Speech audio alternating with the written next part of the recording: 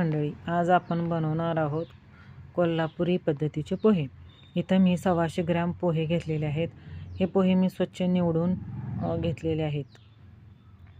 आपण यासाठी लागणारं साहित्य बघूया. इथं मी कोथिंबीर घेतलेली आहे, लिंबू, कढीपत्ता, मध्यम आकाराचा कांदा आणि 4 मिरच्या. आता हे सगळं साहित्य आपण चिरून घेणार आहोत. आपण आता हे पोहे स्वच्छ धुवून घ्यायचं. आता हे सगळे पदार्थ मी आता चिरून घेणार आहे.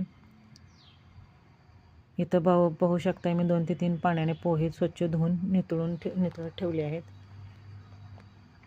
ह्याच्यातलं एक्स्ट्राचं पाणी आपण असं जाऊ द्यायचं. त्याच्यासाठी आपण ह्याच्या चाळणच वापरायची. त्याच्यामध्ये पोहे जास्त भिजले किंवा ओले होऊन जास्त मऊ होणार नाहीत. आता आपण इथं चवीसाठी थोडी साखर, मीठ,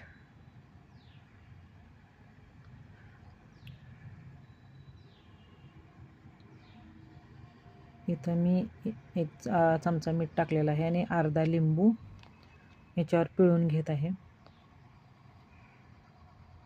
साखर, लिंबू, मीठ हे जेव्हा आपण पोह्याला चोळून घेतो तेव्हा याच्यामध्ये छान चव उतरते. आपण अगोदरच हे पोह्याला साखर, लिंबू, मीठ लावून ठेवायचं, म्हणजे पोह्यामध्ये ते चव छान मुरते आणि पोहे खायला खूप टेस्टी लागतात. हे पोहे असे छान मिक्स करून घ्यायचे. ह्याच्यामध्ये मी थोडीशी कोथिंबीर टाकून पण मिक्स करून घेणार आहे. कोथिंबीरीचा पण याला वास लागल्यानंतर छान लागतात पोहे.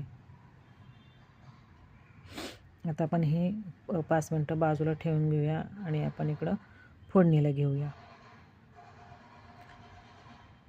इथं मी नेहमी नाश्त्याचा पदार्थ करताना लोखंडाची कढई वापरते. याच्यामध्ये आता आपण 2 पळी तेल घेणार आहे. मी आता 2 पळी तेल घेत आहे.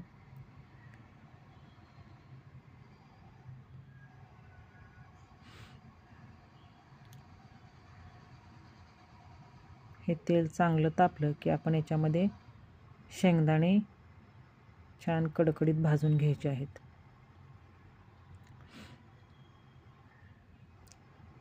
शेंगदाणे चांगले फुटायला लागले की समजायचं आपले शेंगदाणे छान भाजून झाले आहेत. थोडासा तांबूस रंग येईपर्यंत भाजून ते पोह्यावर काढून घ्यायचे. आता पाहू शकता इथं छान आपले शेंगदाणे भाजून झाले आहेत. मी ते शेंगदाणे पोह्यावर काढून घेत आहे, जेणेकरून त्याच्यातलं तेल वाया जाणार नाही आणि ते पोह्यावरच पडतं.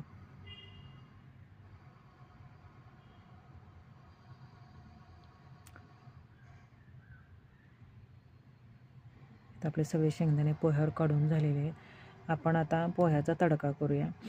ह्याच्यामध्ये मी आता मोहरी टाकणार आहे. मोहरी थोडी तडतडली की जिरे आणि आपण चिरलेला कांदा, कढीपत्ता आणि मिरची मी इथं सोबतच भाजून घेणार आहे.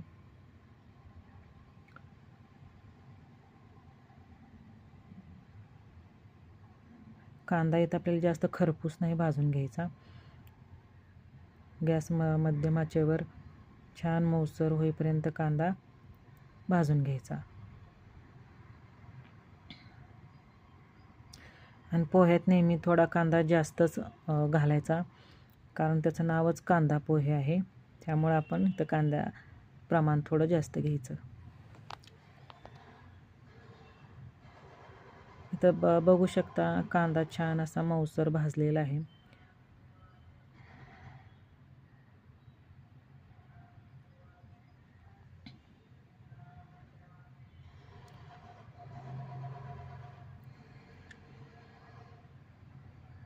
थोडीशी आता मी इथं एक अर्धा चमचा हळद टाकणार आहे. हे बेसिक साहित्य किंवा बेसिक फोडणी बऱ्यापैकी आपल्याला माहीतच असते, तरीही स्टेप बाय स्टेप ह्या गोष्टी आपण करणार आहोत. आता इथं आपली हळदसुद्धा तेलात छान भाजून झालेली आहे. आपण यात आता मिक्स केलेले पोहे आणि शेंगदाण्याचे टाकून घेऊया.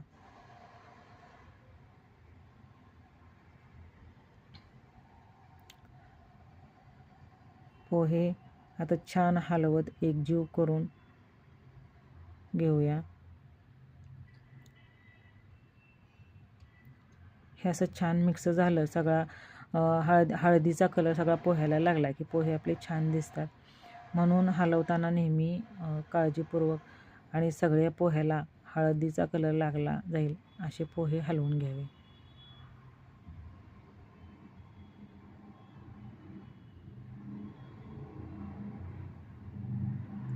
इथं आता आपले पोहे छान मिक्स करून झालेले आहेत.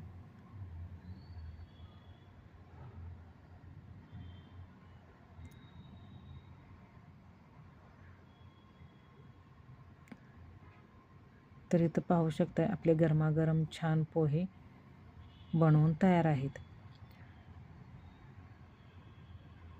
तर मंडळी, कशी वाटली आजची रेसिपी मला नक्की कमेंटमध्ये सांगा. आणि आता आपण हे पोहे प्लेटमध्ये सर्व करत आहे. माझ्या चॅनलला